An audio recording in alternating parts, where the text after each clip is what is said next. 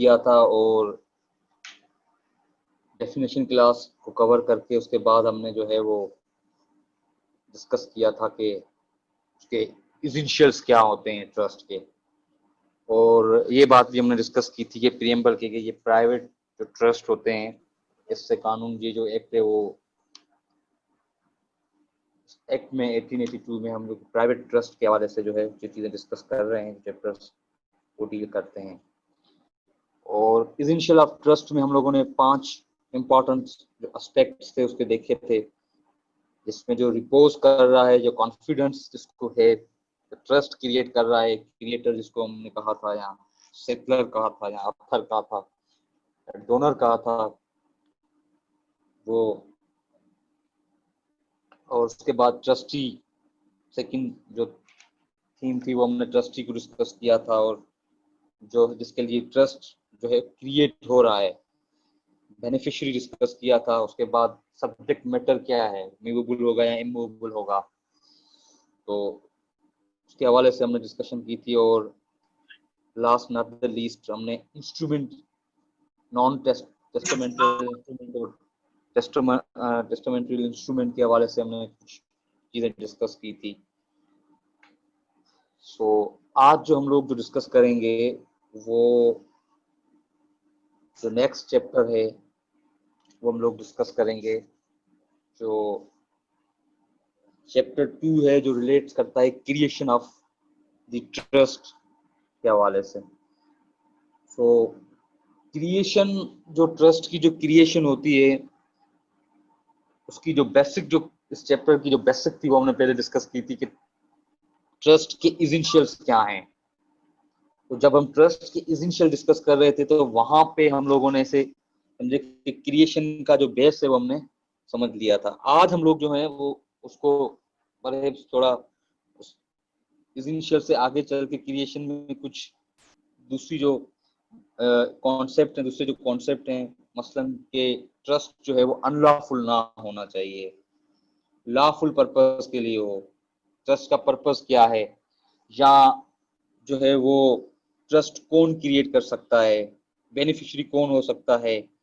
In case of अगर कोई trust जो है एक्सेप्ट नहीं कर रहा है, बेनिफिशियरी है, तो उस सूरत में उसको नॉट एक्सेप्ट करने के लिए उसको क्या करना है। तो ये चीजें सारी जो है वो इस चैप्टर में डिस्कस करेंगे। तो सबसे पहले इस चैप्टर को हम जनरली डिस्कस करें कि सेक्शन 6 जो है वो एक्चुअली डील करता है कि क्रिएशन ऑफ ट्रस्ट के हवाले से जो है डील करता है। तो सेक्शन 6 में ये बात जो है वो डिस्कस है कि जो आथर होगा, ट्रस्ट का जो आथर होगा वो इंडिकेट करेगा एक reasonable certainty by words or act. अच्छा, सबसे पहले जो है क्रिएशन ऑफ ट्रस्ट की जो प्री रिक्वायरमेंट है वो सबसे पहले ये है कि जो आथर होगा, जो हमने इसेंशियल्स जो हमने डिस्कस किए हैं उस पे ही जो है बात होगी, मगर उस वो जो आथर होगा वो किस तरह से ट्रस्ट क्रिएट करेगा। तो वहां पे दो बातें जो है यहाँ पे डिस्कस है कि एक तो है कि बाय वर्ड्स के और बाय एक्ट्स के, और वो अपनी इंटेंशन जो है, अपनी इंटेंशन जो है वो शो करेगा, अपनी जो इंटेंशन है वो शो करेगा ट्रस्ट क्रिएट करने के लिए। सबसे पहले वो अपनी इंटेंशन शो करेगा कि इसकी इंटेंशन क्या है to regarding the creation of the trust. Number 1, वो intention, how this intention can be shown by words और बाय एक्ट। बाय एक्ट में हम अब इंस्ट्रूमेंट के हवाले से बात करेंगे, ठीक है, आगे चल के एक प्रॉपर सेक्शन है इसका, ठीक है। सेकंड जो चीज है उसमें है कि the purpose of the trust क्या है, ट्रस्ट का ऑब्जेक्ट क्या है। Trust is itself is a fiduciary relationship, और उसका ऑब्जेक्ट क्या है, to give a to provide the benefits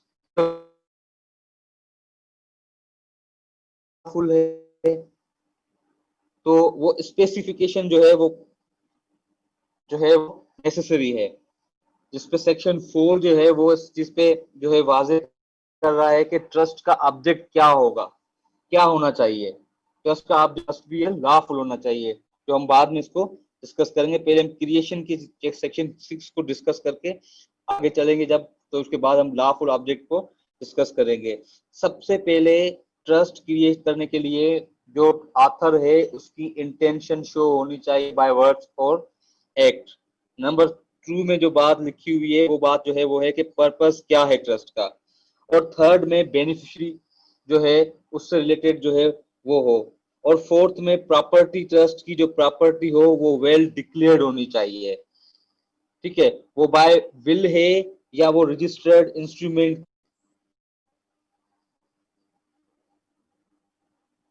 जब वो प्रॉपर्टी चाहिए ट्रस्ट को कि वो किस किस बेस पे हो रही है, वो नॉन टेस्ट है या टेस्टामेंट्री इंस्ट्रूमेंट है।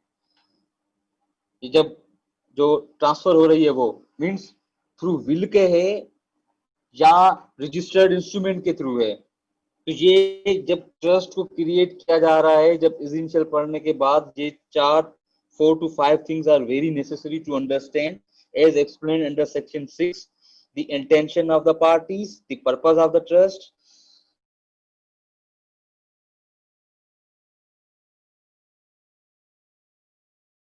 or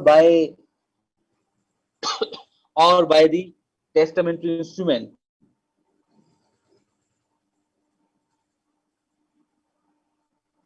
2 मिनट अब वेट कर लें, एक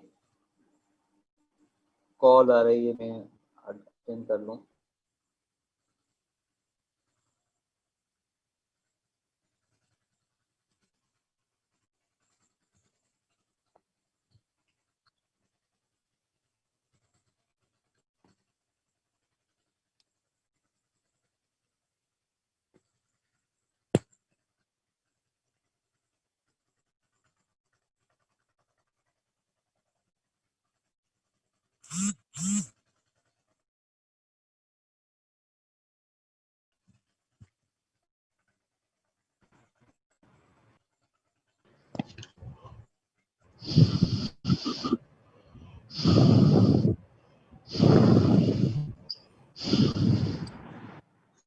सॉरी टू डिस्टर्ब, जो है वो एक इम्पोर्टेंट कॉल आ गई थी, वो अटेंड करनी थी। अच्छा, हम लोग डिस्कस कर रहे थे creation of trust. Creation of trust में हम लोग सबसे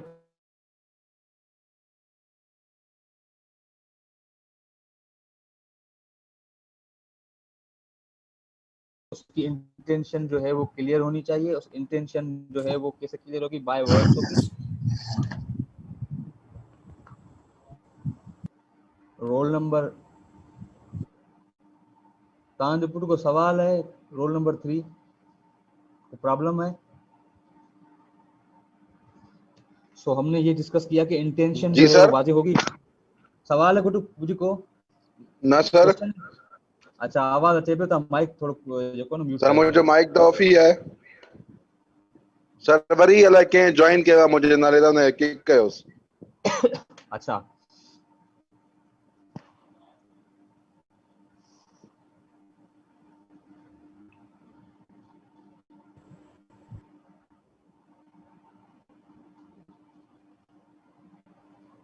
थैंक यू सर।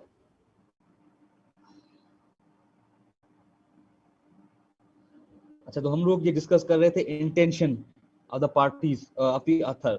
और इंटेंशन जो है बाय वर्ड और एक्ट की इंटेंशन होगी। सेकंड जो डिस्कशन हम जो बात है वो पर्पस के लिए बात कर रहे थे। पर्पस का एक सेक्शन 4 है, इस पे हमें बाद में इसमें डिटेल में डिस्कस करेंगे। और उसके बाद बेनिफिशियरीज और सब्जेक्ट मैटर जो ट्रस्ट का है उसके हवाले से हम डिस्कस कर रहे थे कि वो डिक्लेयर्ड हो बाय टेस्टामेंट्री इंस्ट्रूमेंट और नॉन टेस्टामेंट्री इंस्ट्रूमेंट।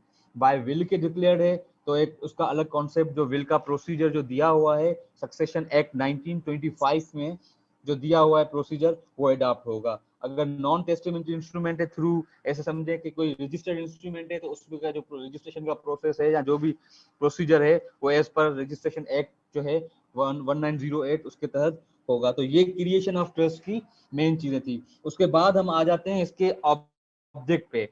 इसके ऑब्जेक्ट जो है उस ट्रस्ट का सेक्शन 4 में डिस्कस हुआ है, वो आप उसको हम देख लेते हैं कि सेक्शन 4 जो है वो ये डिस्कस करता है कि कोई भी ट्रस्ट, जो भी ट्रस्ट जो है बन रहा है, अगर वो ट्रस्ट जो है वो इन 4 पैरामीटर, 4 एम्बिट जो चीजें जो हम डिस्कस करेंगे उसके पैरामीटर्स में बात आ रही है, तो वो ट्रस्ट वॉइड होगा। अगर इन 4 चीजों की कंप्लायंस हो रही है तो वो ट्रस्ट जो है वो वैलिड होगा। अब ये है कि ट्रस्ट लॉफुल पर जो है वो सबसे पहले जो है वो लिखा होगा deemed to the trust will be deemed as a lawful unless जो है वो फॉरबाइडन बाय लॉ नहीं होना चाहिए। मकसद ऑलरेडी उस पर कोई बैन नहीं होनी चाहिए। वो जो भी हमारे जो कवानीन है वो इनफोर्स, जो भी लॉज है, जो भी इनफोर्स लॉ है उसको उसमें फॉरबाइडन बाय, उसमें जो है वो स्टेट अवे, अब बात समझ, स्टेट अवे उस चीज को जो फॉरबाइड नहीं हो, प्रोहिबिट नहीं हो, तो वो ट्रस्ट अगर क्रिएट हो रहा है, जो वो ट्रस्ट क्रिएट हो रहा है जो फॉरबिडन बाय लॉ है, उस सूरत में जो ट्रस्ट होगा वो इनवैलिड ट्रस्ट होगा, या वो ट्रस्ट जो है वो वॉइड होगा। उसके बाद जो सेकंड जो बात है कि defeats the provision of the law, means defeats का यहाँ पे ये कॉन्सेप्ट है कि रिस्ट्रिक्शन बाय द लॉ। अगर किसी कानून में, सेकंड जो बात मैं डिस्कस कर रहा हूँ वो है कि restriction defeats does not defeat the provision of the law। अगर कोई ट्रस्ट बना है और वो जो ट्रस्ट बना है वो किसी लॉ की प्रोविजंस को डिफीट करने के बाद, वो किसी लॉ प्रोविजन को डिफीट कर रहा है, मींस उसमें जो रिस्ट्रिक्शन दी हुई है वो फॉलो नहीं हो रही हैं, तो उस सूरत में जो भी ट्रस्ट बना है वो जो है वो लॉफुल पर्पस के पैरामीटर्स में वो बात नहीं आएगी। और थर्ड जो ट्रस्ट बना है, अगर उसकी बेसिस जो है वो फ्रॉडुलेंट इन नेचर है, फ्रॉडुलेंट नेचर के बेस पे जो ट्रस्ट बना है, तो वो ट्रस्ट भी जो है वो लॉफुल जो है वो ट्रस्ट जो है वो नहीं होगा। अब फ्रॉडुलेंट बेस पे मैं आपको अगर चीज याद दिलाना चाहूँ, जब कॉन्ट्रैक्ट एक्ट आप लोग पढ़ रहे थे तो कॉन्ट्रैक्ट एक्ट में आपने एक प्रोविजन, एक सेक्शन जो है वो पढ़ा होगा, सेक्शन 17। सेक्शन 17 में आप लोगों ने पढ़ा होगा कि फराड, फराड में आप लोग जो है वो है कि कंसीलमेंट ऑफ फैक्ट्स। ठीक, एक अल्फाज आपने यूज जो है वो अब वहां पे डिस्कस है कि कंसीलमेंट ऑफ फैक्ट्स जो है। ठीक है, अब वो सेक्शन 17 पे जो है अक्सर ये कहते हैं कि 17 पे खतरा, तो 17 सेक्शन जो है उसमें फराड प्रॉपरली वो एक्सप्लेन किया हुआ है कि फराड क्या है और फराड की एम्बिट क्या है। तो उस सूरत में अगर सेक्शन 17 की अगर वायोलेशन हो रही है या आप फराड बेसिस पे आपने कोई ट्रस्ट बनाया है, तो उसका ऑब्वियसली ऑब्जेक्ट भी क्या होगा, वो फ्रॉडुलेंट नेचर होगा। तो उस सूरत में वो ट्रस्ट जो है वो वॉइड डिक्लेयर हो सकता है। ठीक है, असल में अब इसको इस तरह से हम इस चीज को समझे कि एक ट्रस्ट हम जो क्रिएट कर रहे हैं जो है, मसलन एक ऑथर है ए, वो ट्रस्ट क्रिएट कर रहा है। ठीक है, ट्रस्ट क्रिएट कर रहा है सूरत में कि कोई हम लोग जो है वो मसलन किडनैपिंग करेंगे, अबडक्शन करेंगे, या कोई जो है वो जो हाईवे पे हम डकैती करेंगे, या किसी और नेचर में हम लोग जो करेंगे, और उससे जो भी बेनिफिट्स अराइज होंगे या जो भी लूट मार के जो भी पैसे होंगे उसके लिए हम कोई धर्मशाला खोलेंगे, या हम लोग कोई ऐसा ऐसा कोई अच्छा काम करेंगे। ठीक है, ऑर्फन्स की हेल्प करेंगे, या जो है वो इस टाइप की कुछ काम करेंगे, तो वो बेसिक जो परव्यू है सेक्शन जो 4 है उसकी वायोलेशन में आता है कि जो आप ट्रस्ट क्रिएट करेंगे उसकी बेसिक जो नेचर हो वो फ्रॉडुलेंट ना हो। और फोर्थ चीज जो यहाँ पे डिस्कस हुई है वो है कि पब्लिक पॉलिसी के खिलाफ ना हो, public policy against public policy ना हो। पब्लिक पॉलिसी में अब ये बात है कि इमोरल इन नेचर ना हो, वो ट्रस्ट जो है इमोरल इन नेचर ना हो। एक बात जो है इमोरल इन नेचर को हम इस तरह से समझे कि नॉट एंटी सोशल, जो सोशल जो सोसाइटी है उसके अगेंस्ट ना हो, या वो एंटी सोशल चीजें नहीं होनी है।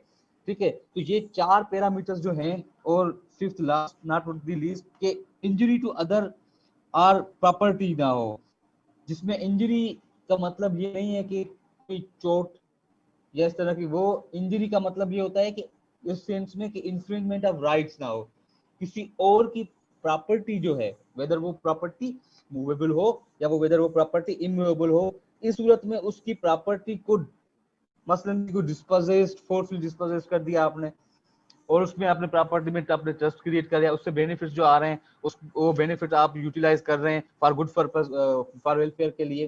तो इस सूरत में जो आप किसी की प्रॉपर्टी को गलत तरीके से इन्फोर्स करके उसको डिस्पोजेस करके, ठीक है, कोई भी ट्रस्ट अब अगर आप जो है वो बिल्ड कर रहे हैं, कंस्यू कर रहे हैं, तो वो ट्रस्ट जो है वो उसके एम्बिट में नहीं आना चाहिए। ये 5 थिंग्स जो है वो सेक्शन 4 में लिखी हुई है कि उस सूरत में पर्पस जो है उसका लॉफुल अनलॉफुल डिक्लेयर किया जाएगा। अगर ये 5 चीज किसी ट्रस्ट में नहीं है तो उसका पर्पस जो है वो लॉफुल होगा। और इससे कनेक्टेड एक प्रोविजन, एक जो है इससे कनेक्टेड एक चीज ये है कि जब आप ट्रस्ट बना रहे थे, अब इसको थोड़ा सा गौर से समझ लें कि जब आप ट्रस्ट बना रहे थे उस वक्त उस ट्रस्ट के दो पर्पस थे, ठीक है, पर्पस 1 और पर्पस 2। पर्पस 1 जो था वो भी लॉफुल था, पर्पस 2 था वो भी लॉफुल था उस वक्त जब आपने बनाया। लेटर ऑन बाद में 15 दिन 20 दिन के बाद में या मंथ के बाद में कोई ऐसा लॉ जो है वो स्टेट की तरफ से जो है आ गया जिसमें ये ऐसे समझे कि पर्पस 2 जो था वो उस लॉ के मुताबिक जो है वो कोई आप मकसद बिजनेस कर रहे हैं या कोई जो है कुछ कर रहे हैं उसके मुताबिक उस लॉ में वो पर्पस जो है डिक्लेयर हो गया अनलॉफुल। तो उस सूरत में अब आप देखेंगे कि उस पर्पस जो जो दोनों पर्पस है उसमें एक पर्पस जो है वो आपका अनलॉफुल हो गया, तो क्या ये ट्रस्ट जो है वो इनवैलिड वॉइड ट्रस्ट हो गया? Definitely not. अब उस चीज में आप किस चीज को कंसीडर करेंगे, उस चीज में आप इस चीज को कंसीडर करेंगे कि क्या पर्पस 1 जो है वो डिपेंडेंट है पर्पस 2 में। जब पर्पस 1 डिपेंडेंट है पर्पस 2 में तो वो आपके पूरा ट्रस्ट जो है वो वॉइड हो जाएगा। अगर पर्पस 1 जो है वो इंडिपेंडेंट है, पर्पस 2 को आप जो है वो खत्म कर रहे हैं, पर्पस 1 को कैरी ऑन कर रहे हैं और ट्रस्ट आप जब कैरी आउट कर रहे हैं तो उस सूरत में क्या होगा कि आपका ट्रस्ट जो है वो वैलिड रहेगा। क्वेश्चन ऑफ डिपेंडेंट और इंडिपेंडेंट ऑफ पर्पस 1 और two purpose 2 is to be seen. तो ये इसमें जो है वो प्रोविजन में एक बात जो है वो लिखी हुई है जो मैंने आपके साथ जो है वो डिस्कस की। अब इसका मेन ऑब्जेक्ट देखा जाएगा कि वो ऑब्जेक्ट डिपेंडेंट है या वो इंडिपेंडेंट है, या वो ऑब्जेक्ट जो है वो सिवियर्ड हो सकता है, मीन्स उससे अलग हो सकता है। ऑब्जेक्ट 1 और ऑब्जेक्ट 2 आपस में डिपेंडेंट तो नहीं है, और डिपेंडेंट नहीं है तो वो ट्रस्ट जो है वो प्रॉपरली जो है वो चलेगा। और उसके बाद जो ट्रस्ट प्रॉपर्टी के हवाले से 2-3 सेक्शंस हैं वो मैं डिस्कस कर लेता हूँ। जो ट्रस्ट प्रॉपर्टी होती है वो ट्रस्ट प्रॉपर्टी एक मूवेबल होती है और दूसरी इमूवेबल प्रॉपर्टी होती है। जो इमूवेबल प्रॉपर्टी होती है वो टेस्टामेंट्री प्रॉपर्टी जो भी होती है, टेस्टामेंट्री की जब बात होगी तो वो थ्रू विल के होती है। जब ट्रस्ट प्रॉपर्टी जो है ट्रस्ट हो रही है विल के थ्रू तो वो क्या होती है कि एज पर सक्सेशन एक्ट 1925 वो जो प्रोसीजर उसमें दिया हुआ है वो फॉलो होगा। और नॉन टेस्टामेंट्री इंस्ट्रूमेंट में जब आथर को भी साइन करनी है जो एज पर सेक्शंस जो रजिस्ट्रेशन एक्ट के मुताबिक जो एग्जीक्यूटेंट होते हैं, एग्जीक्यूटर्स होता है, जो creator of the trust author होता है और प्रॉपरली एक इंस्ट्रूमेंट बनता है, उसमें जो भी रिक्वायरमेंट हमने जैसे इंटेंशन को डिस्कस किया, हमने जैसे पर्पस को डिस्कस किया, सर हमने जैसे आवाज नहीं आ रही आपकी। Subject matter. आवाज नहीं आ रही है? नहीं सर, थोड़ी हल्की आ रही है। अच्छा अच्छा, मैं ये डिस्कस कर रहा था कि ट्रस्ट प्रॉपर्टी के हवाले से डिस्कस कर रहा था। लॉफुल पर्पस को हमने डिस्कस किया, उसके बाद क्रिएशन को डिस्कस किया, क्रिएशन के बाद जो ट्रस्ट की जो प्रॉपर्टी होती है उस पर डिस्कस कर रहा था कि ट्रस्ट की property whether it is immovable property या वो मूवेबल प्रॉपर्टी होगी। इमूवेबल प्रॉपर्टी की जब हम बात करेंगे तो वहां पे दो कॉन्सेप्ट हम देखेंगे। एक टेस्टामेंट्री जो बाय विल होता है, जब ट्रस्ट जो क्रिएट होता है बाय विल के इंस्ट्रूमेंट के through, testamentary instrument means will के थ्रू हो रहा है, तो उसमें जो प्रोसीजर ले डाउन किया जाएगा, जो फॉलो किया जाएगा वो सक्सेशन एक्ट 1925 में जो प्रोसीजर दिया हुआ है उस पर फॉलो होगा। और नॉन टेस्टामेंट्री इंस्ट्रूमेंट की बात कर रहे हैं तो जब आथर कोई ट्रस्ट क्रिएट कर रहा है थ्रू नॉन टेस्टामेंट्री इंस्ट्रूमेंट में, तो वहां पे जो है वो सब्जेक्ट मैटर की प्रॉपर्टी की वैल्यू कितनी है, उसकी रजिस्ट्रेशन जो है वो कंपलसरी है। रजिस्ट्रेशन में जो हमने जो इंटेंशन पढ़ी थी एक्ट के थ्रू, एक्ट के पार्टीज के एक्ट होंगे, उसके बाद उसका पर्पस क्या होगा वो एनोमरेटेड होगा, उसमें पार्टीज जो भी आथर है या बेनिफिशियरी कौन होगा या ट्रस्टी कौन अपॉइंट होगा या सब्जेक्ट मैटर जो है उसकी प्रॉपरली उसकी डिस्क्रिप्शन होगी, ठीक है। और उसके बाद वो जो ट्रस्ट जो इंस्ट्रूमेंट बनेगा वो जो ये ऑब्जेक्ट मैंने जो अभी डिस्कस किए हैं उसकी वायोलेशन नहीं होगी। अगर इसकी वायोलेशन है तो उस सूरत में वो ट्रस्ट जो इंस्ट्रूमेंट जो है वो वाइड इंस्ट्रूमेंट हो जाएगा। ठीक है। तो ये चीजें जो थी मुझे जो आज आपसे डिस्कस करनी थी इस चैप्टर में, जो मोस्ट इंपॉर्टेंट चीजें थी कि ट्रस्ट क्रिएट कैसे होता है, उसके पर्पस क्या होता है, प्रॉपर्टी के हवाले से क्या होता है, और उसके अलावा कुछ सेक्शंस जो हैं वो मैं जनरली आपसे मैं डिस्कस कर लेता हूँ कि अब सबसे पहले ये एक सेक्शन जो है वो सेक्शन हमने लोगों ने जो है वो सेक्शन 4 डिस्कस किया, सेक्शन 5 को डिस्कस किया, सेक्शन 6 डिस्कस किया, सेक्शन 7 पे हम आते हैं। सेक्शन 7 में ये है कि हु में क्रिएट ट्रस्ट। ऑब्वियसली वो कॉम्पिटेंट टू कॉन्ट्रैक्ट होगा। अब इस कॉम्पिटेंट टू कॉन्ट्रैक्ट में आप सेक्शन 10 11 को जब आप कॉन्ट्रैक्ट एक्ट में देखेंगे तो वहां पे एक कॉम्पिटेंसी का जो है वो चैप्टर पूरा है, वहां पे वो सारी की सारी डिस्कशन है कि कॉम्पिटेंट टू कॉन्ट्रैक्ट कौन होगा। डेफिनेटली जो according to law, contract act के अकॉर्डिंग टू लॉ जो कॉम्पिटेंट टू कॉन्ट्रैक्ट बंदा होगा वो ट्रस्ट क्रिएट कर सकता है। और उसकी एक्सेप्शन ये दी हुई है कि अगर मसलन कोई माइनर है वो ट्रस्ट क्रिएट करना चाह रहा है तो उस सूरत में उसको परमिशन लेनी है। कहाँ से परमिशन लेनी है? Principal civil court of original jurisdiction जो है उससे परमिशन लेनी है। अब principal civil court of original jurisdiction को हम अक्सर जो है वो डिस्ट्रिक्ट कोर्ट जो है वो हमारी principal civil court original jurisdiction की होती है। ठीक है। अब इस सूरत में सबसे पहले हम ये कंसीडर करेंगे कि उसकी जुरिसडिक्शन कोर्ट की कहाँ पे है, मसलन हैदराबाद की है। उसके बाद हम सब्जेक्ट मैटर जो प्रॉपर्टी है वो कहाँ की है, हैदराबाद में सब्जेक्ट मैटर है। तो ये चीजें जो है वो देखी जाएंगी। और उसके बाद नेक्स्ट जो आपने इसमें पैरा में एक बात लिखी हुई है उस सूरत में बट जब वो माइनर की बात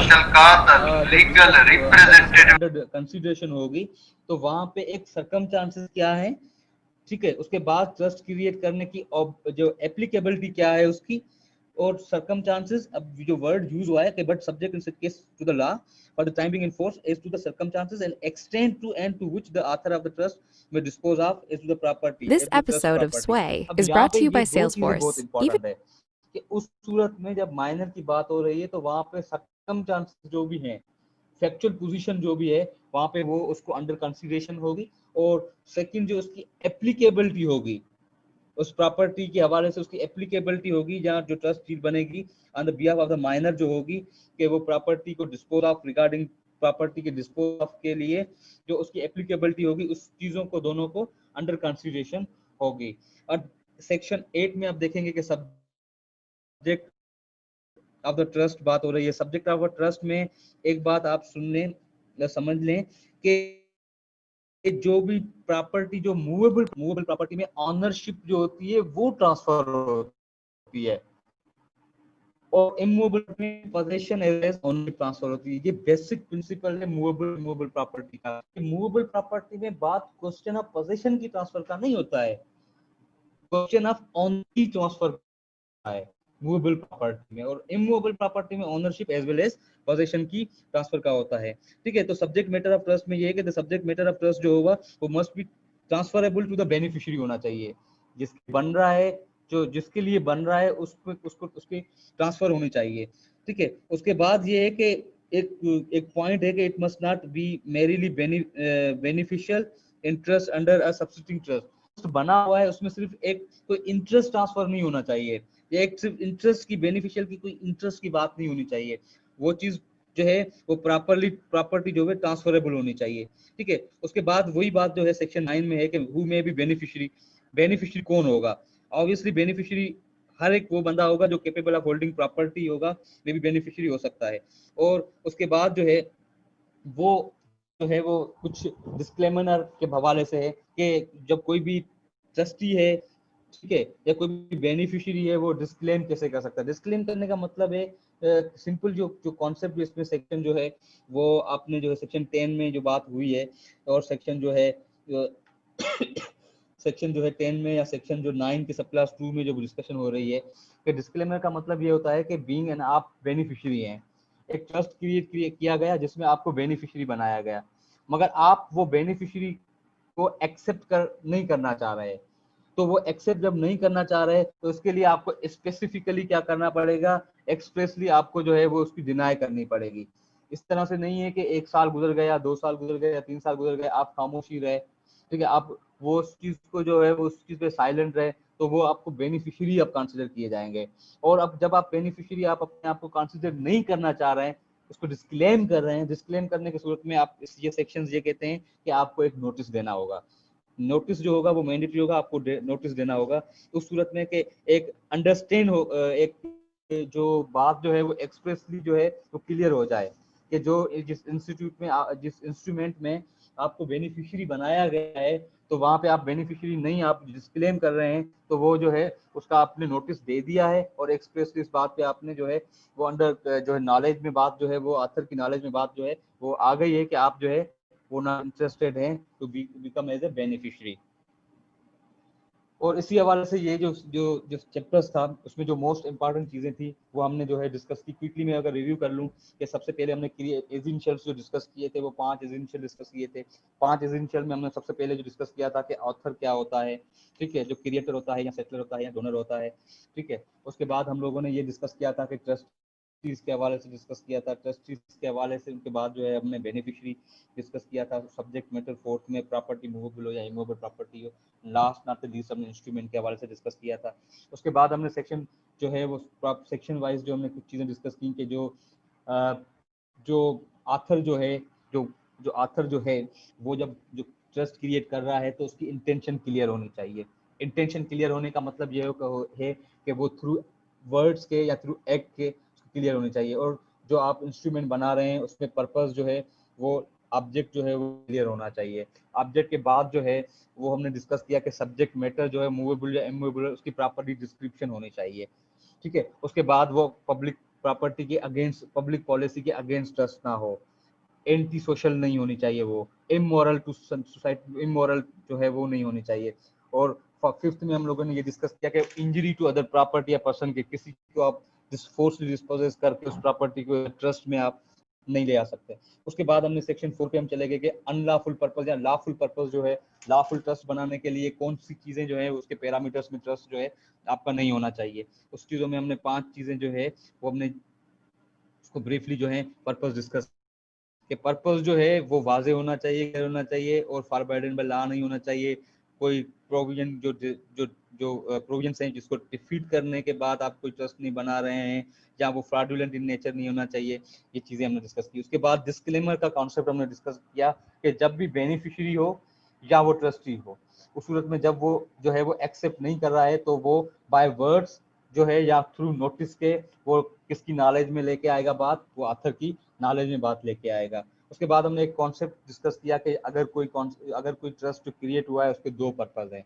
एक पर्पस जो है, दोनों पर्पस जो है द टाइम ऑफ दी जब इंस्ट्रूमेंट बन रहा था तो उसके वक्त जो है वो लॉफुल था, मगर बाद में एक पर्पस जो है वो अनलॉफुल हो गया। कोई ऐसा कानून आया स्टेट की तरफ से और अनलॉफुल हो गया। तो उस सूरत में हमने ये चीज डिस्कस की कि अगर वो देखा जाएगा कि वो दोनों जो पर्पस है वो आपस में डिपेंडेंट तो नहीं है। अगर डिपेंडेंट है तो वो पूरी का पूरा ट्रस्ट जो है वो वॉइड हो जाएगा। अगर इंडिपेंडेंट है तो वो जो है वो एक पर्पस जो है आपका जो है वो खत्म हो जाएगा, दूसरे पर्पस पे आपका ट्रस्ट जो है वो कंटिन्यू रहेगा। और नॉट लास्ट में हमने ट्रस्ट प्रॉपर्टी की बात की, ये मोस्ट इंपॉर्टेंट प्रॉपर्टी की बात थी कि जब इमूवेबल प्रॉपर्टी की बात होगी तो वहां पे टेस्टामेंट्री इंस्ट्रूमेंट की बात होगी। टेस्टामेंट्री इंस्ट्रूमेंट और नॉन टेस्टामेंट्री इंस्ट्रूमेंट में क्या था? टेस्टामेंट्री इंस्ट्रूमेंट में जब आप प्रॉपर्टी ट्रस्ट कर रहे हैं विल के थ्रू, तो विल के थ्रू जो प्रोसीजर फॉलो होगा वो सक्सेशन एक्ट 1925 में जो प्रोसीजर दिया हुआ है वो ले डाउन किया जाएगा, तो उसको कैरीड आउट किया जाएगा। और नॉन टेस्टामेंट इंस्ट्रूमेंट में जो बात होगी तो वो रजिस्ट्रेशन एक्ट में प्रॉपरली जो है वो एग्जीक्यूटर हो गए या एग्जीक्यूटेंट होगा, प्रॉपरली जो चीजें हमने डिस्कस की हैं वो हो गई। तो अब ऐसे समझे कि हमने एक इंस्ट्रूमेंट बना लिया है, इंस्ट्रूमेंट हमने एक बना लिया है और हमने एसेंशियल उसके पढ़ लिए हैं, ट्रस्ट क्रिएट कर एक प्रॉपरली जो है ये चीजें जो है लॉफुल पर्पस के लिए हमने ट्रस्ट जो है उसका एक इंस्ट्रूमेंट बना लिया है, वो या विल के थ्रू से कंसीडर करें या हम लोग जो नॉन टेस्टिमेंट इंस्ट्रूमेंट के थ्रू कंसीडर करें वो बना लिए। अब हम फंक्शन कैसे करेगा, क्या लायबिलिटीज होंगी ट्रस्टीज की ऑफिस के हवाले से, ट्रस्ट के हवाले से, ऑथर के हवाले से, या उसके जो ये इंग्रेडिएंट्स हैं उसकी सारी की सारी डिस्कशन नेक्स्ट जो क्लास में नेक्स्ट चैप्टर में हम लोग जो है वो डिस्कस करेंगे।